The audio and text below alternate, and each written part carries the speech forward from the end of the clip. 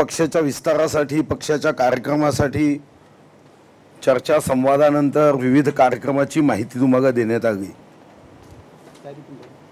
उद्यापासून कार्यक्रमाची सुरुवात होते आहे, शुभारंभ होतो आहे।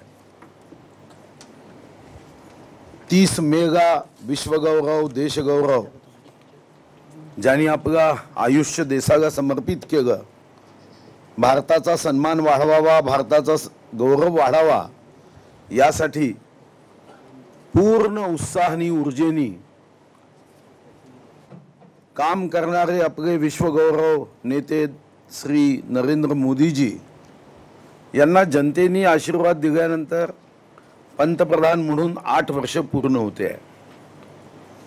आज आपण मन की बात कार्यक्रम ऐकला। मी ही मन की बात उत्तर नागपूरला मला जबाबदारी दिली होती। जगातल्या 193 देशामध्ये हा एकमात्र असा नेता आहे की जो आपल्या मतदारांशी, जनतेशी प्रत्यक्ष सुसंवाद करतो। खरं तर मला मनात कधी कधी वाटतं की गोवर्धन पर्वत भगवान कृष्णाने उचलला, पण ज्यांनी ज्यांनी आपला हात, करंगळी, बोट, काडी, छत्री जे काही लावली असेल, प्रत्येकाला असं वाटायचं की हा गोवर्धन उचलण्यामध्ये माझं योगदान आहे। आजही या निवडणुका ज्याच्यामध्ये आपल्याला विजय प्राप्त होतो, यामध्ये 50% यश हे खरं तर माननीय विश्वगौरव नरेंद्र मोदीजी जसं सरकार शासन चालवताय, निवडणुकीचं नियोजन करताय, त्या आधारावर साधारणतः 50% विजय हा त्यांच्या नियोजनाचा आहे। भारतीय जनता पार्टीचा कार्यकर्ता म्हणून आपल्याला अभिमान आहे, स्वतःबद्दल अभिमान आहे, पण त्या अभिमानानुरूप आपल्यालाही यामधलं योगदान वाढवणं हे गरजेचं आहे। हे योगदान वाढवताना मोदीजींनी आपल्याला एक विशेष कार्यक्रम सांगितला। माननीय जगत प्रकाश नड्डांनी आपल्याला भारतीय जनता पार्टी केंद्रीय कार्यकारिणीच्या वतीने कार्यक्रम दिला, आणि तो म्हणजे उद्यापासून या 8 वर्षात जनसेवेची 8 वर्ष जी भारतीय जनता पार्टीची आहे, त्या निमित्ताने विविध उपक्रम, विविध कार्यक्रम आपण करावेत। देवरावजी, डॉक्टर गुवाडे आणि विविध पदाधिकाऱ्यांनी आपल्याशी चर्चा केली असेल।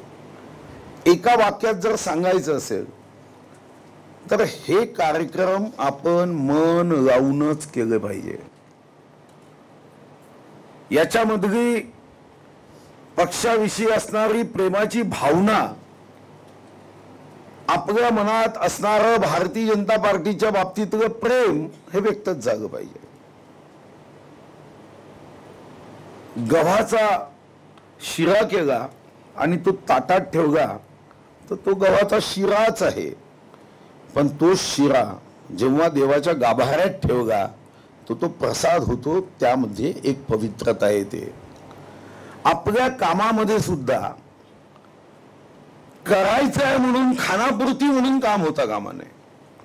हे काम राष्ट्रासाठी मी करतोय भावनेने हे काम जर झालं तर प्रत्येक कार्यक्रम हा मनगवून होईल। उद्या दुपारी 2 वाजता या जिल्ह्यातील माननीय विश्वगौरव नरेंद्र मोदींच्या 8 वर्षाच्या वर्षपूर्ती कार्यक्रमाचा शुभारंभ डॉक्टर भागवत कराड हे अर्थराज्यमंत्री आहे आपल्या देशाचे, 1 तासाच्या कार्यक्रमाने आपण त्याची सुरुवात करणार आहोत। उद्या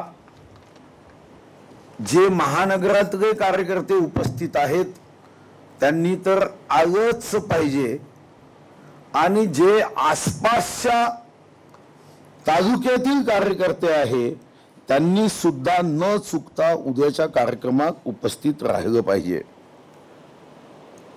दुसरा मुद्दा आपल्या या बैठकीचा की एक गोष्ट विश्वगौरव नरेंद्र मोदींकडून आपण शिकलीच पाहिजे, माझ्यापासून तुमच्यापर्यंत। मला आठवतं की मागच्या 5 वर्षापूर्वी म्हणजे 8 वर्षापूर्वी 26 मे 2014 पहिली शपथ प्रधानमंत्री म्हणून घेतली आणि 2019ची शपथ ही 30 मे रोजी झाली आणि म्हणून आपण उद्या 8 वर्ष पूर्ण करतोय. पण मोदीजींचं एक वैशिष्ट्य आहे जे तुम्ही आम्ही शिकलं पाहिजे. नाहीतर मग हर हर मोदी घर घर मोदी हे उठातून शब्द काढून होणार नाही.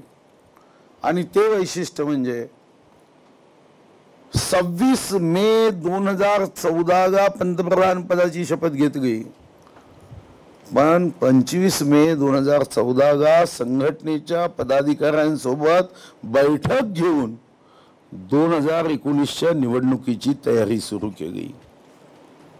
आत्ताही जेव्हा 2019ची निवडणूक जिंकली तुमच्या माझ्यासारखा व्यक्ती आता तर 5 वर्ष आधी कोई चिंता नाही ही भावना आपल्या मनात राहिली असती. पण याही 19च्या निवडणुकीत जर मोदीजींनी पहिलं काम केलं तर मला 5 वर्षात काय निर्णय घ्यायचे आहे, कोणते संकल्प राष्ट्रहिताचे जनहिताचे पूर्ण करायचे आहे याची यादी केली आणि मग संघटनेचा विस्तार, संघटनेची शक्ती ही कशी वाढवायची आहे याचं नियोजन केलं. मागच्या 14च्या निवडणुकीमध्ये एक मुद्दा नेहमी यायचा, बूथ प्रमुख. आणि मला आठवतं की अमित भाई सुद्धा सांगायचे की गुजरातमध्ये एका बूथचे प्रमुख नरेंद्र भाई होते, एका बूथचे प्रमुख अमित भाई होते. मागच्या 5 वर्षात आग्रह होता बूथ पर्यंत पक्ष न्यावा. या 5 वर्षाचा त्यांचा आग्रह आहे की प्रत्येक पेज पर्यंत आपला पक्ष न्यायचा आहे. म्हटलं तर सोपी आहे आणि हातावर हात देऊन बसलं तर सर्वात कठीण काम आहे. जेव्हा आपण इथून ABC फॉर्म भरून पाठवला, खरं तर आपण फारसं चेक करत नाही, विश्वास ठेवतो. पण कधी कधी वाटतं की अनुशासन प्रिय पक्षाचे कार्यकर्ते आता शासन प्रिय होते. आपण सुद्धा अंडर कार्पेट वरतून कार्पेट आणि आतून सर्व घाण असा तर पक्ष चालवण्याचं डोक्यात नाही ना. यावर मी विस्तृत बोलणार नाही, पण एक गोष्ट निश्चितपणे आहे की आता असं कोणीही करू नका याची अतिशय सूक्ष्म नोंद होते, बारीक नोंद होते. आणि म्हणून पेज प्रमुख हे करताना नवीन आता पद्धत त्यांनी विकसित केली, त्याचे बुकलेट्स आपल्याला करावे लागतील. पण पहिल्यांदा मला सांगितलं जायचं की एवढे 10,000 झाले पेज प्रमुख, 5,000 झाले. आणि सॅम्पल म्हणून जेव्हा काही लोकांना फोन केले तर तेव्हा मात्र आपण अडचणीत येतो. आणि म्हणून आता एक फुल प्रूफ पेज प्रमुख सिस्टीम यावर आता विस्तृत चर्चा झाली आहे, ती तुमच्यापर्यंत येईलच. पण माझं तुम्हाला आग्रहाने आवाहन आहे, करता आलं नाही तर अडचण नाही आहे. जे करायचं ते मात्र मनगवून करा, अन्यथा धोका कोणाला होणार आहे, स्वतःशी स्वतः. आणि म्हणून दुसरा मुद्दा पेज प्रमुखाचा हा महत्वाचा आहे. तिसरा महत्वाचा मुद्दा आहे तो म्हणजे आता लढाई तीव्र झाली. आपणही पाहिलं असेल की या महिन्याभरात देशाच्या स्तरावर काँग्रेसच्या 5 मोठ्या नेत्यांनी पक्ष सोडला. कपिल सिब्बल असेल पक्ष सोडला, हार्दिक पटेल असेल त्यांनी पक्ष सोडला. आता काँग्रेसने हा निर्णय केलाय की आम्ही म्हणजे रामायणामध्ये जसं आपण तेव्हा बघितलं की महायज्ञाच्या रक्षणासाठी प्रभू राम आणि लक्ष्मण उभे झाले, तेव्हा राक्षसांना यज्ञ तर होऊ द्यायचा नव्हता. ते मायावी रूप घेऊन यायचे. आता ही गती वाढणार आहे. लोकांमध्ये संदिग्धता निर्माण करणे, वातावरणामध्ये धुकं निर्माण करणे आणि हे धुकं निर्माण करण्यासाठी विविध प्रकाराचा उपयोग करणे. मागेही मी एका बैठकीत सांगितलं होतं की माननीय नरेंद्र मोदीजींनी, ती गोष्ट मी पुन्हा सांगेल, ते आपल्या कार्यकर्त्यांचा अभिमान आहे असं सांगताना म्हणाले कि भारतीय जनता पार्टी का कार्यकर्ता ये बड़े किस्मत से मिलता है. हमारे पास भारतीय जनता पार्टी के ऐसे देशभक्त समाजसेवी कार्यकर्ताओं की फौज है. वही हमारी शक्ति है, वही हमारी संपत्ति है, वही हमारी ऊर्जा है, वही विजय का कारण है. मगर एक बात भी सही है कि भारतीय जनता पार्टी का कार्यकर्ता कष्ट के लिए कभी पीछे नहीं रहता, मेहनत में कभी पीछे नहीं रहता. पदयात्रा हो, सभाएं हो, रात दिन मेहनत करता है. चुनाव में भूख प्यास भूल कर काम करता है. सेवा ही है यज्ञ कुंड, ये भावना से काम करता है. मगर एक बात की कमी भारतीय जनता पार्टी के कार्यकर्ताओं में है, कांग्रेस के झूठ का सामना वो कर नहीं पाते, कांग्रेस के झूठ को जवाब नहीं दे पाते, कांग्रेस की मिथ्या बातों को लोगों के बीच में जब वो फैलाने की कोशिश करते हैं तो उस मिथ्या बात को सत्य के कसौटी पर समाप्त करना ये भाजप के कार्यकर्ता नहीं कर पाते. आणि आज तेच आहे. आज महाराष्ट्रातही आपण बघतोय अत्याचार, सूड घेण्याची भावना, महाराष्ट्रामध्ये निर्दयी सरकार. आणि मग अशा वातावरणामध्ये एक आयुध जिथं आपण कमी आहोत आणि ते म्हणजे सोशल मीडिया. या सोशल मीडियामध्ये दुर्दैवाने भारतीय जनता पार्टीला अजून कार्यकर्ता, नेता, पदाधिकारी यांना सक्रियता वाढवण्याची आवश्यकता आहे. खोट्या नाट्या गोष्टीला उत्तर देण्याची आवश्यकता आहे. जनतेच्या मनात, जनतेपर्यंत जे असत्य काँग्रेस, राष्ट्रवादी, शिवसेनेच्या माध्यमातून पोहोचवण्याचा प्रयत्न होतो ते थांबवण्याची आवश्यकता आहे. आणि यासाठी आपलं आयुष्य सत्य आहे. आपण खोट्या माहितीच्या आधारावर जनतेच्या मधात जाणार नाही, पण सत्य हे लोकांपर्यंत पोहोचवण्याचं काम मात्र हे पूर्ण शक्तीने भारतीय जनता पार्टीने केलं पाहिजे. शेवटचे दोन मुद्दे म्हणजे संघटना. विविध आघाड्या इथं वाचून दाखवल्यात.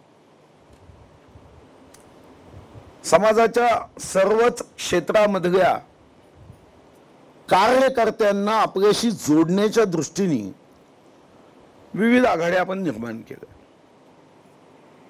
आता या विविध आघाड्या या काही लेटर हेड पुरत्या मर्यादित राहता कामा नये, व्हिजिटिंग कार्ड पुरत्या मर्यादित राहता कामा नये. मंच मोठा आहे, स्टेज मोठा आहे म्हणून स्टेजवर बसवण्यासाठी आपण या आघाड्या करत नाही. या आघाड्यांच्या संदर्भात सुद्धा मंडळ स्तरावर आपल्या सर्वांनी त्या आघाड्यांना सक्रिय करण्याची रणनीती, सक्रिय करण्याचं नियोजन हे तेवढंच आवश्यक आहे. आणि त्या दृष्टीने आपण आघाड्या सक्रिय करणे. आणि शेवटचा मुद्दा येणाऱ्या निवडणुका. हे खरं आहे की पथका अंतिम लक्ष्य नहीं है सिंहासन पर चढ़ते जाना, पण आपलं लक्ष्य है कि सत्ता ये साध्य नहीं है मगर साधन है. सत्ता ये माध्य नहीं है मगर माध्यम है. सत्ता हे सेवेचं एक साधन आहे, माध्यम आहे.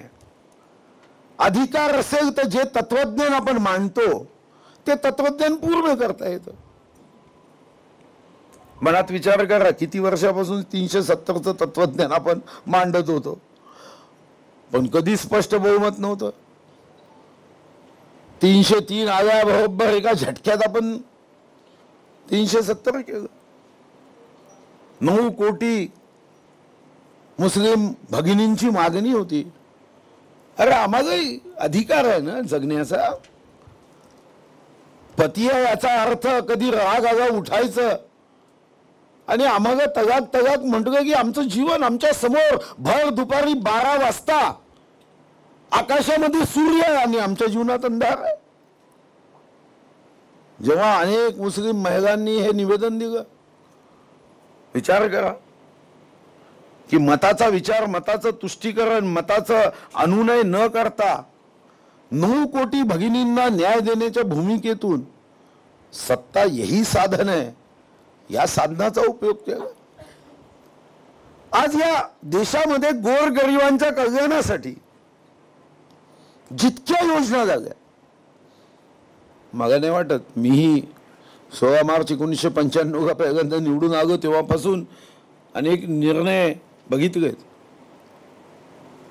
गरिबांच्या कल्याणासाठी पूर्ण शक्तीने समर्पित होऊन जर सरकार काम करते आहे तर ती पोहोचवण्याची आवश्यकता आहे. अन्यथा 80 कोटी लोकांना मोफत अन्न दिलं आहे, आपण झोपून आहोत. मोदीजी पाठवत आहे. गर्भवती महिलेसाठी 5,000 रुपयाची योजना आहे. योजना चालू आहे, आपल्याला काहीच माहित नाही. उज्ज्वला गॅस योजना असेल, वनवासी बांधवांसाठी योजना असेल. आणि म्हणून आपल्याला या निमित्ताने माननीय मोदीजींचे 8 वर्ष पूर्ण झाल्यानंतर आपल्या आसपासचे लाभार्थी जे आहे किंवा कमजोर बूथ आहे इथपर्यंत जाण्यासाठी आपल्याला सांगितलं. याचं कारण एकच आहे की तुमच्या निवडणुका याचं बाय प्रॉडक्ट आहे. जेव्हा तुम्ही जनतेकडे जाल तर निवडणुका जिंकाल. तुमच्या मनामध्ये फक्त हीच भावना असेल की निवडणूक म्हणजे काय, तर उमेदवारांनी निवडणुकीत खर्च करायचा, फ्लेक्स बोर्ड लावायचे, पदयात्रा काढायच्या, चुळा खायचा, म्हणजे निवडणूक थोडी आहे. निवडणूक ही निरंतर चालणारी प्रक्रिया आहे. जसं आजारी झाल्यानंतर योगासन केल्याने उपयोग नाही, पण योगासन जर करत राहिलो तर आजारी होण्याचं प्रमाण हे शून्यावर येण्याची शक्यता असते.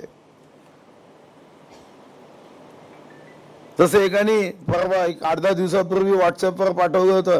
तो म्हणाला अगर व्यायाम करण्यासाठी तुमच्याकडे वेळ नसेल तर काहीच अडचण नाही, पण आजारासाठी निश्चित राखून ठेवा.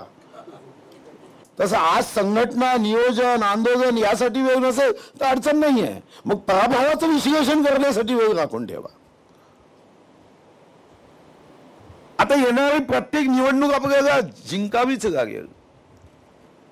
मायावी रूप घेऊन 3 पक्ष एकीकडे आहे आणि हे 3 पक्ष मायावी रूप घेऊन जातीपातीमध्ये विष कालवत निवडणुका जिंकण्याचा प्रयत्न करतील. हे करत काहीच नाही आहे. आता आम्ही परवाच पाहिलं बाऊपेठ ब्रिज साठी 5,26,00,000 आम्ही आले, दुसऱ्यानी पोट गाव गे. सूर्यासारखं स्पष्ट आहे. कारण 18-19 मध्ये मी जे 24 कोटी दिले त्यापैकी 18,76,00,000 हे बाबूपेठ आणि 2 कामासाठी दिले. उरलेले 5,26,00,000. समोरच्या व्यक्तीने दुसऱ्या आकड्याचं पत्र दिलं जे यांच्याकडे आहे, पण जेव्हा 5,26,00,000 मंजूर झाले तर त्यांचा आकडा खोडला आणि तिथं 5.26 गेलं, म्हणजे मीच मागितलंय. पण हे माहीत नाही 5.26च का, 5.25 का नाही, 5.30 का नाही हे माहीत नाही. कारण मागितले पण त्यांना माहीत नाही की 5.26 यासाठी आकडा आला की एकूण 24 कोटी मी 2018-19 मध्ये दिले जे कलेक्टर ऑफिसमध्ये जमा होते. सुदैवाने कोणाच्याही हे लक्षात आलं नाही आणि जेव्हा माझ्या लक्षात आकडे पाहताना आलं तेव्हा मी ताबडतोब बाऊपेठला पैसे दिले आणि जे शिल्लक होते ते ब्रिजला दिले. पण असं खोटं बोलणार आहे लोक. खोटं बोलण्याचं काम थांबणार नाही. ठीक आहे, देवरावजी आणि गुगवाडेजी, राहुल पावडे त्याचं उत्तर देतील, पण आपल्याला या दृष्टीने सजग राहणं. कारण हे तिन्ही पक्ष विकासावर मतदान घेणार नाही. हे लोकांमध्ये भेद करणं, ओबीसी बांधवांचं राजकीय आरक्षण यांच्यानी कमी झालं. पण इतके बेशरम आहे, यांचं बेशरमपणाचं जर काही पुरस्कार ठेवला जगाच्या स्तरावर तर यांनाच द्यावा लागतो, दुसऱ्यांना नाही. कारण मध्य प्रदेशचं ओबीसी बांधवांचं राजकीय आरक्षण त्याला सुप्रीम कोर्टाने मान्यता दिली आणि साधं कारण होतं, कारण काहीच नाही, साधं कारण आहे. अरे मी जर परीक्षा दिली तरच निकाल लागेल, तुम्ही परीक्षाच देत नाही आणि निकाल कसा लागेल? समजा एखाद्या विद्यार्थ्यांनी परीक्षाच दिली नाही, शिक्षक माझा निकाल लावत नाही, शिक्षक माझा निकाल, अरे बाबा तू परीक्षाच देत नाहीये ना. जेव्हा तुला ट्रिपल टेस्ट सांगितली, तुम्ही ट्रिपल टेस्टच देत नाहीये, झोपून होते. ओबीसी बांधवांच्या राजकीय आरक्षणाची हत्या केली, मारेकरी आहे. आपल्याला जनतेमध्ये जाऊन यांचा खरा चेहरा सांगावा लागेल. महाराष्ट्रात धान उत्पादकांचा बोनस दिला नाही, आपल्या मंडळ स्तरावर सुद्धा या संदर्भामध्ये वारंवार भाषणामध्ये, संवादामध्ये, आणि झोपून किती माहिती आहे, उन्हाळी धान खरेदी दरवर्षी एका एकरला 11 क्विंटल राहायची, 5 एकर पर्यंत 55 क्विंटल हे उन्हाळी धान खरेदी सरकारी भावानी व्हायची. झोपून राहतात. कृषी विभाग, राज्य सरकारने सांगितलं की यावर्षी धान जे आहे ते इतकं होणार नाही, त्याच्याच मनात येईल तेव्हा. आणि एका शेतकऱ्याच्या मागे 8 क्विंटल, म्हणजे पहिले एका एकरा मागे 11 क्विंटल होतं. आता येणाऱ्या 1-2 महिन्यात पुन्हा विजेचे दर वाढवणार आहे. सुरक्षा अनामत रक्कम वाढवली आहे. पेट्रोल डिझेलची दरवाढ आपण कमी केली, केंद्राने 2दा, एकदाही नाही. आणि किती म्हणजे कोण्या व्यक्तीने किती बदमाश असं मला आश्चर्यच वाटते. एक दिवस ट्विट केलं गव्हर्नमेंट ऑफ महाराष्ट्राने की पेट्रोलवर 2 रुपये 8 पैसे आणि डिझेलवर 1 रुपये 44 पैसे कमी झाले. बरं ते मी वाचलं 3दा, ते कमी केलं म्हटलंच नाही आहे त्यांनी, हे मात्र खरं ठेवलं. मी जरी मनात विचार केला 2 रुपये 8 पैसे का कमी होईल, करायचेच असेल तर 2 रुपये कमी होईल, 2 रुपये 10 पैसे कमी, 8 पैसे कसे होत आहे? 1 रुपये 50 पैसे नाही, 1 रुपये 45 नाही, 1.44 का होईल? आणि मग माझ्या लक्षात त्यांची हुशारी आली की आपल्या भारतीय जनता पार्टीच्या सरकारने जेव्हा 9 रुपये 50 पैसे कमी केले तर आपोआपच साधं गणित आहे. समजा या माईक हा 50 रुपयाचा आहे, 10% कर असेल तर 5 रुपये कर, हा 40 रुपये झाला तर 4 रुपये कर. तर तसा तो पेट्रोल डिझेलचा भाव कमी झाला. आणि जेव्हा मी TV 9 ABP माझा जो इंटरव्ह्यू दिला ते काय नाही, ते क्रॉस नाही केलं, अजून आजपर्यंत क्रॉस नाही केलं. विचार करा, असं रोज होते आहे, रोज अनेक गोष्टी घडत आहे. म्हणजे पहिल्यांदा कधीतरी मी ऐकायचो की महाराष्ट्रामध्ये लहानपणी आम्हाला सामान्य ज्ञानमध्ये शिकवलं जायचं की आपल्या राज्यामध्ये नोटा छापण्याचा कारखाना कुठं आहे तर नाशिक. पण आता सामान्य ज्ञान परीक्षेत सांगावं लागेल की महाराष्ट्रात आता दुसरा कारखाना मंत्रालयात आहे नोटा छापायचा. एकही काम होत नाही. मग अशा प्रसंगात भारतीय जनता पार्टीचा कार्यकर्ता म्हणून भारतीय जनता पार्टीचा पंचा घातला की आपला काम पूर्ण झालं असं होता कामा नये. इथं असणाऱ्या कार्यकर्त्यांना मी आवाहन करतो, आग्रही विनंती करतो की येणारी प्रत्येक निवडणूक जिंकायची असेल तर मंडळ स्तरावर, पंचायत समिती स्तरावर, जिल्हा परिषद स्तरावर जे बैठकींचं आयोजन करण्यात आलं आहे, बैठकीचा कार्यक्रमाचं नियोजन झालं आहे. परवा आम्ही बसून त्या पूर्ण बैठकांच्या कार्यक्रमाच्या संदर्भात काही सप्ताह आहे, काही पंधरवाडा आहे. आणि माझ्या माहितीप्रमाणे आपला शेवटचा दिवस 31 ऑगस्ट 2022 आहे. 15 ऑगस्ट 2022 पासून 31 ऑगस्ट पर्यंत आपण यात्रा काढणार आहोत. त्याच्या अगोदर पंचायत समिती, जिल्हा परिषद, शक्ती केंद्र, मंडळ अशा बैठकांचं आयोजन करण्यात आलं आहे. माझी आपल्या सर्वांना विनंती आहे, आग्रही सूचना आहे की अतिशय गंभीरतेने भारतीय जनता पार्टीच्या प्रत्येक आघाडीने, भारतीय जनता पार्टीच्या प्रत्येक कार्यकर्त्यांनी, भारतीय जनता पार्टीच्या प्रत्येक पदाधिकाऱ्यांनी या सर्व कार्यक्रमाला यशस्वी करत महाराष्ट्रामध्ये आमच्या जिल्ह्याचं संघटन हे इतर जिल्ह्यांनी आदर्श म्हणून घ्यावं अशा पद्धतीने कार्य करावं.